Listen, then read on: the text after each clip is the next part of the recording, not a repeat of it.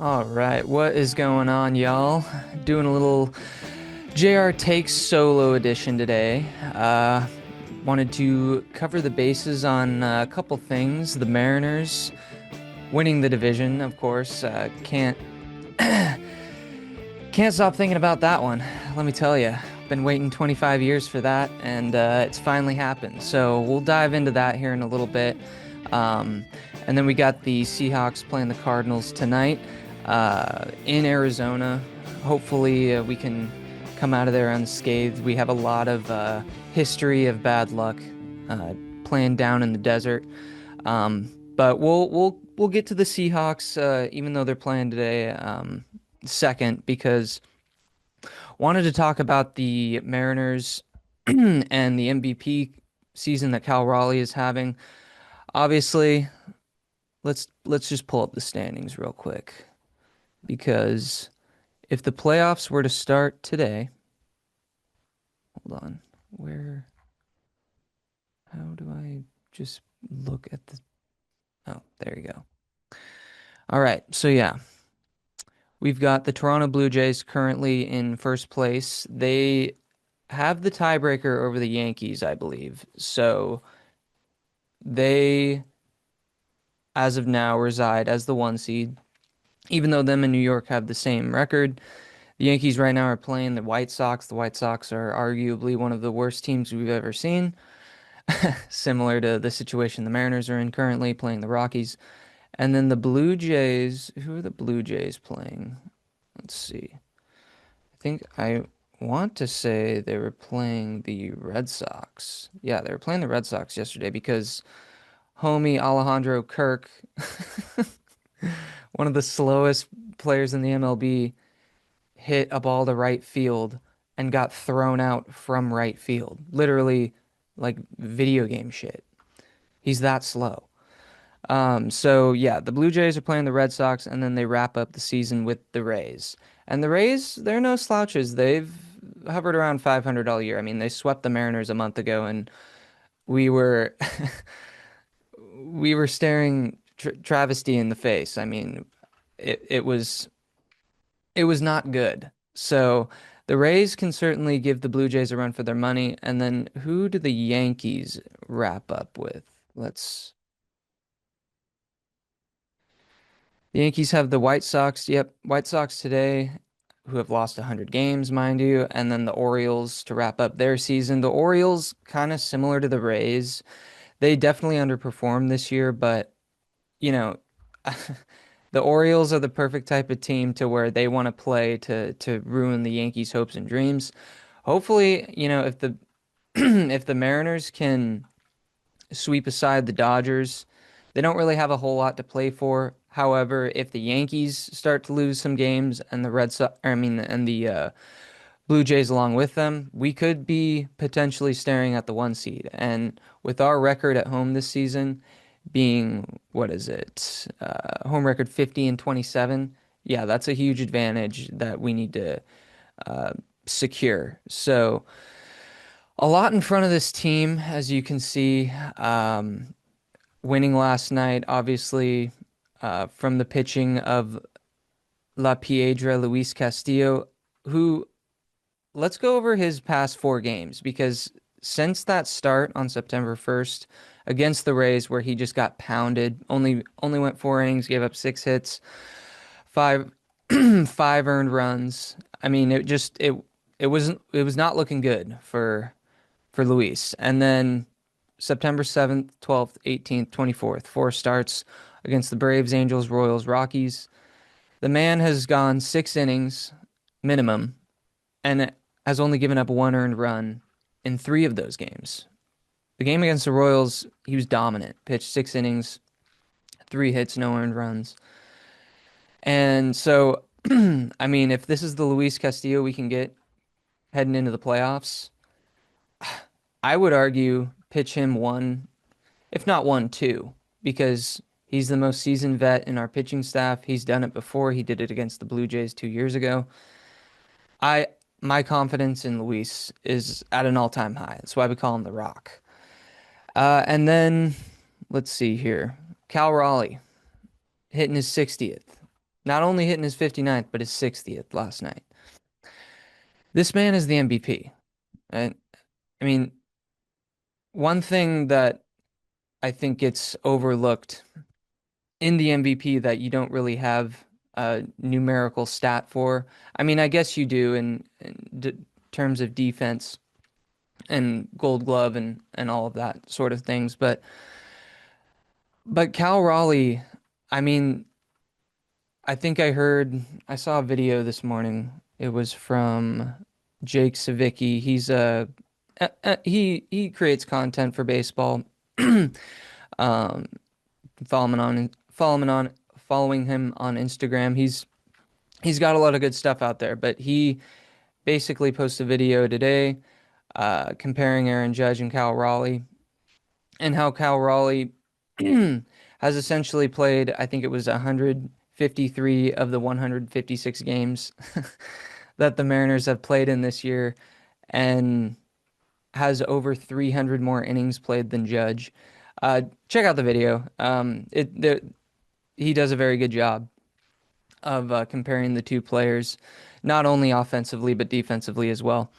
And something he mentions is Cal commanding the one of the best pitching staffs in baseball, uh, and that is something that's very underrated. You know, as speaking as someone who was a pitcher, I had guys I liked to pitch to on certain days, and being that the catcher, I had better rapport with certain people behind the plate, and you know, if Cal can develop that sort of relationship with his guys to the point where he needs to be out there, that I mean, yeah, that speak again, speaking as a former pitcher, that's a huge deal.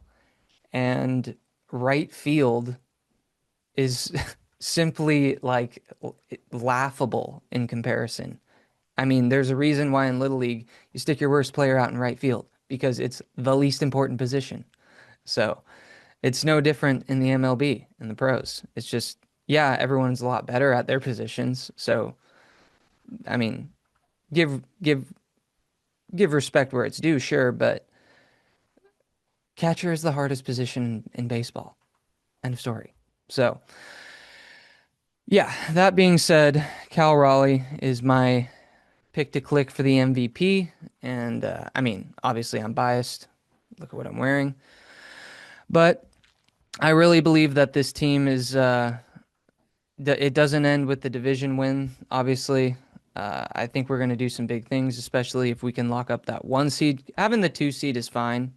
Uh, I'm not I'm not at all concerned, really. I mean, the amount of times we've gone into Toronto, and I mean, we did it last time we were in the playoffs.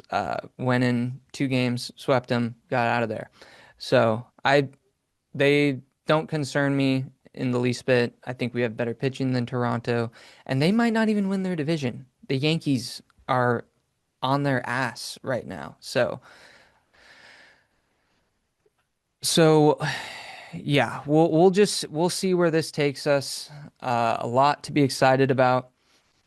Um, and we'll just go ahead and I'll give my power rankings right now for the MLB, and if the season were to end today, the 12 teams making the playoffs and who resides where. So number one, I got the Phillies, to be honest with you. I just think their bats are very scary. The Mariners went into Philadelphia at the beginning of, or maybe it was the end of August, beginning of September, can't remember. It was right before the winning streak started, which, by the way, before I get into the power rankings real quick, something that pretty much no one is talking about that isn't a Mariners fan.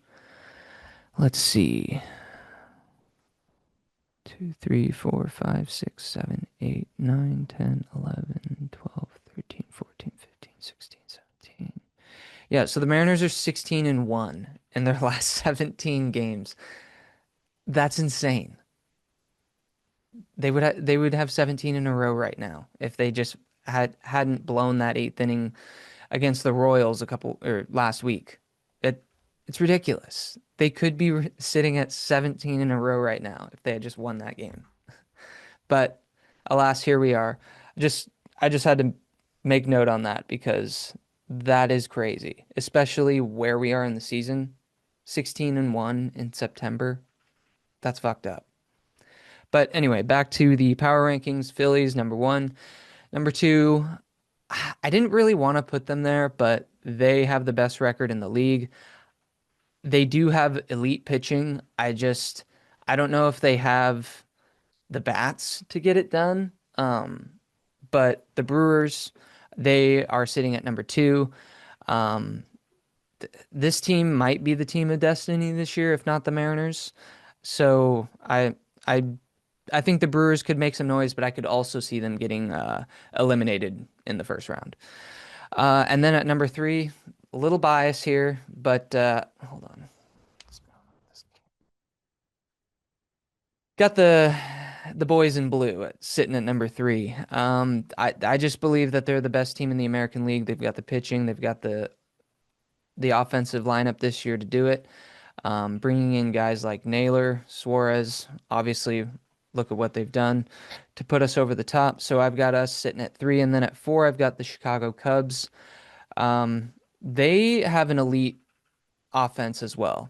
I think their pitching is nothing to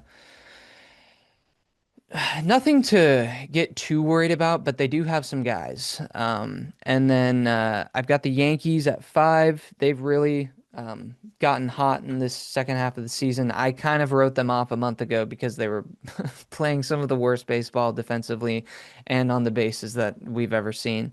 But they've really come into their own. They've started clicking. They've started winning games that mattered. So I've got the Yankees at 5. They're the only team in the AL that somewhat concerns me just because they kind of had our number in the regular season. Um, and then I don't know. I'm I guess it speaks more on the rest of the AL.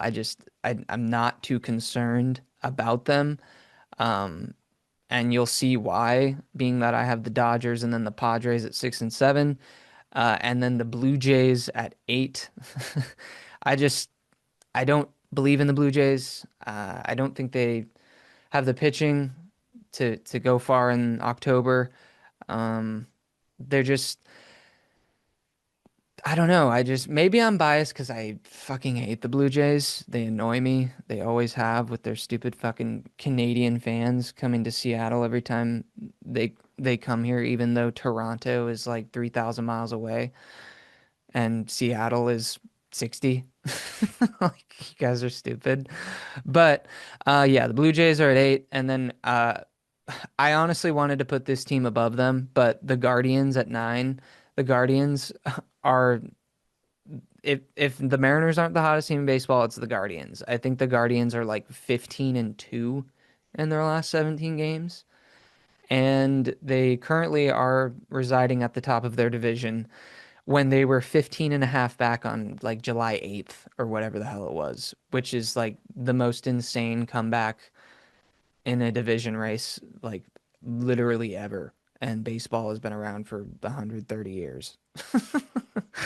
So it's insane. And then we've got who do we got after the Guardians? We got the Red Sox. They're kind of I don't know, they're kind of a dark horse team that no one's really talking about.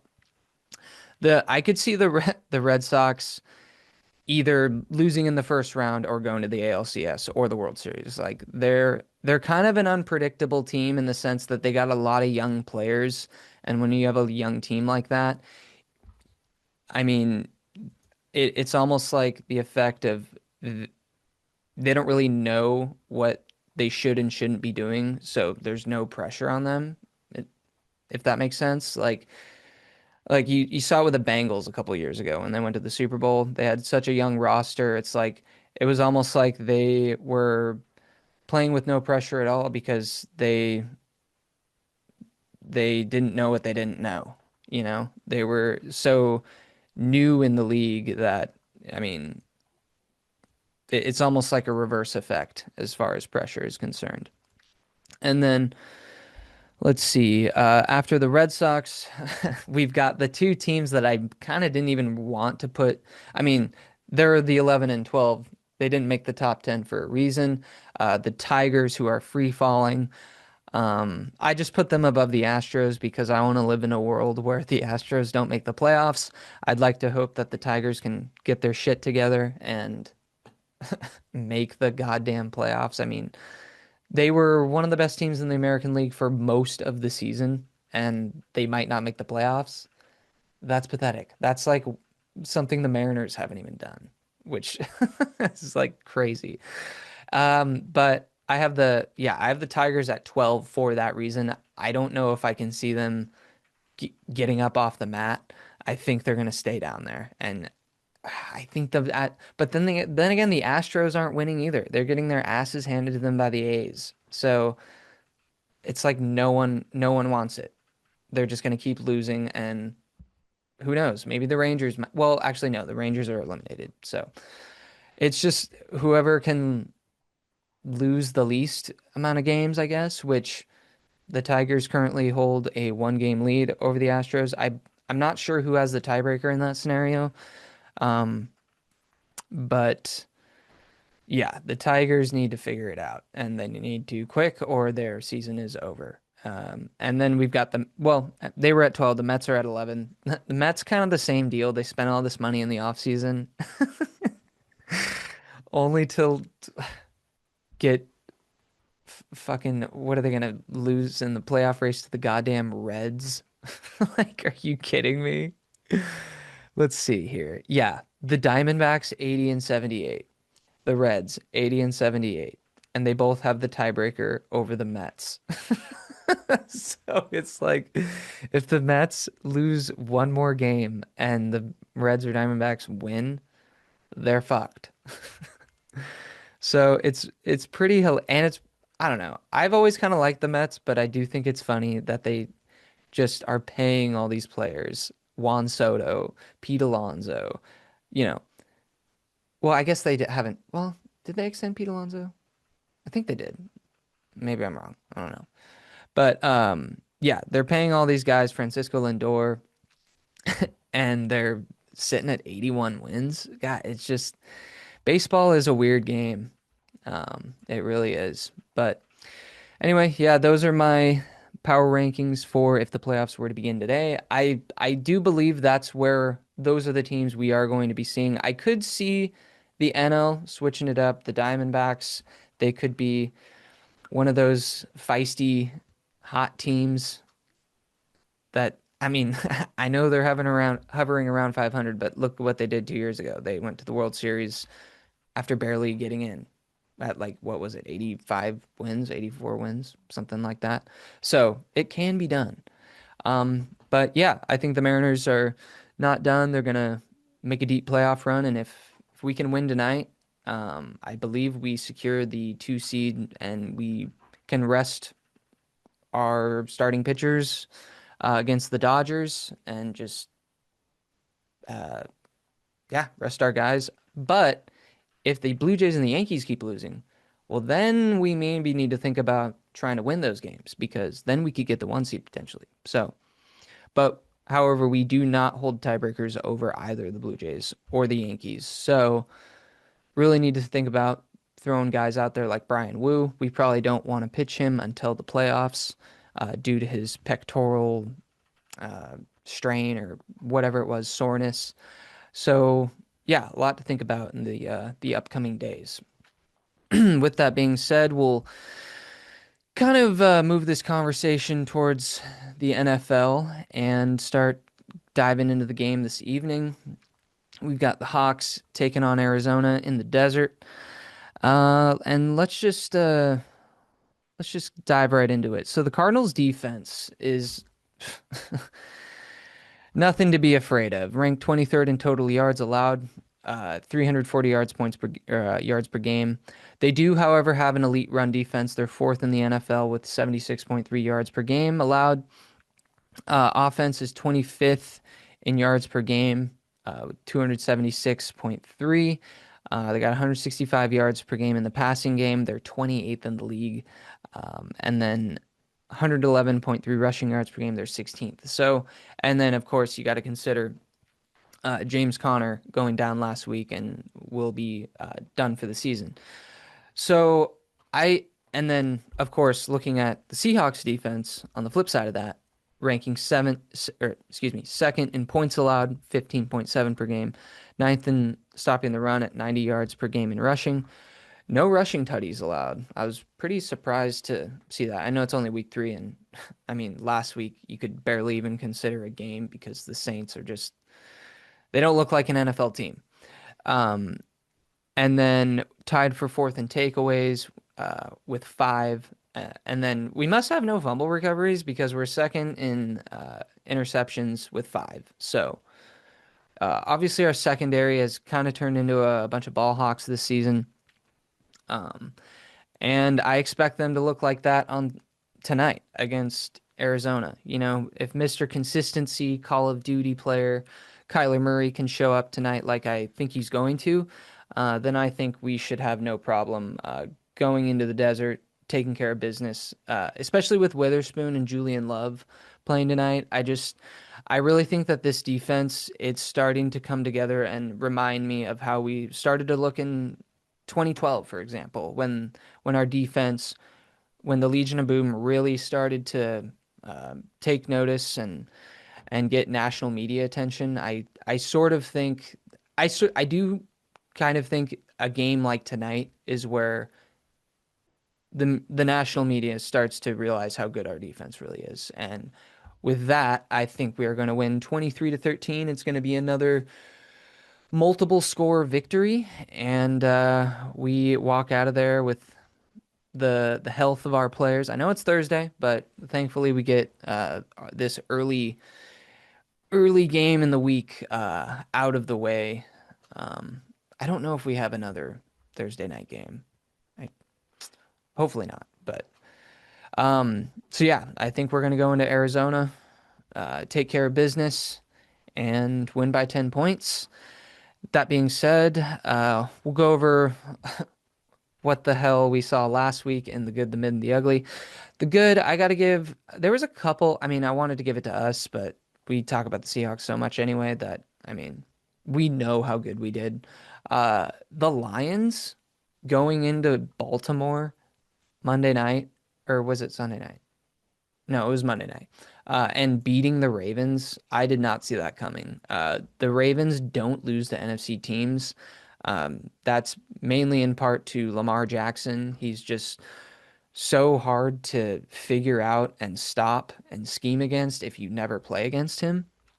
And the Lions just said, we don't give a fuck. We're going to go into Baltimore and beat you by 2 scores. And I mean, well, no, they won 38-30, but it felt like it did it the score doesn't reflect how the game was.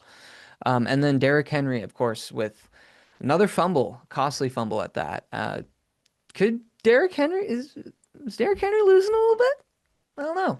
We'll see. I mean, the guy's been running. He's got a lot of mileage on those legs, and who knows? Maybe the wear and tear is affecting him in other places, such as his grip on the football. I don't know. Time will tell.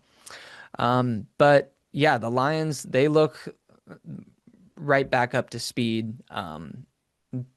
Quite possibly foiling my take on the Packers winning that division this year. The Packers, of course, losing to the Browns. Good Lord. Uh, I mean, the NFL's weird. It was a weird week. I mean, yeah, did not see that one coming. So of course, Packers look terrible. Lions look great. I got the Lions sitting atop the throne in that division, and I don't know. I don't know if I can see them giving that bad boy up for the rest of the season. Um, and then we've got the mid. This one was kind of hard. There wasn't really any mid-tier wins this past week, besides the Steelers. The Steelers barely squeak it out against an awful Patriots team and an awful. I mean, I know it's Drake May. He's going to need some time, clearly, because That offense is just, it seems like it's inept to do anything. And the Steelers look like they did last year and the year before that and the year before that. I mean, it's the same goddamn thing every year. We thought things were going to be different week one when they put up 30 against the Jets, but you got to stop and realize it's week one. Weird shit happens in week one. And it's the Jets. Like, come on. Like, we're really going to praise the Steelers for beating the Jets, Justin Fields? I'm not. So the Steelers, they get the mid. I know it was a bounce back win for them, uh, losing to us the week before, but I don't know. I'm out on the Steelers. I'm out on that defense. They look old as hell. And yeah, I don't believe in the Steelers. I know they're 2-1, but they're a fraudulent 2-1 at that. And then we've got the ugly. Michael Penix is starting to concern me a little bit. Bro, you don't look anything like you looked in college. You look like worse than Caleb, and I can't believe I'm saying that. Got to give my flowers to Caleb, by the way, because I was so out on him that I went and picked up Tyson Bagent in a fantasy league because I assumed that Caleb would either be benched after the Cowboy game or a couple games after that, and they would insert him and off he would go. But no, Caleb turned it around, and he looked like the quarterback that we were expecting to see as a first overall pick talent. So he looks good. Michael Penix does not look good at all. The Falcons look awful, and they lost 30-0 to Bryce Young and the Panthers. Like, I mean, I don't even need to explain anything any further than that. You don't lose 30-0 to anyone, let alone the Panthers. So yeah, I very concerning what I've been seeing from Penix. I don't really know what the deal is. I guess they're moving the offensive coordinator is moving down from the booth. He's going to be on the field. Maybe that will help. It just is, I don't know. I don't know if it's uh a progression issue with Penix. It doesn't really seem like they're having him throw the ball downfield, which is like what he was elite at Washington, and they're not having him do that, even though they have big body receivers in Kyle Pitts and Drake London. So it's very head scratching to me. I don't really know who's to blame. I just know everyone looks terrible. So the Falcons really need to figure it out, and so does Penix if he wants to remain in the league, which I think he can. I mean, I I'm a believer in him. His past couple games have been concerning to say the least. Um, but yeah, that's pretty much all I had for this one. I think the Seahawks are going to win tonight. I think the Mariners are going to win tonight. Seattle sports are we're in a good place right now, and got to savor these moments because who knows when they'll happen again when both of our teams will be good at their job. So signing off, but let's get those dubs tonight. All right. Well, thanks for stopping by, guys, and we'll catch you later.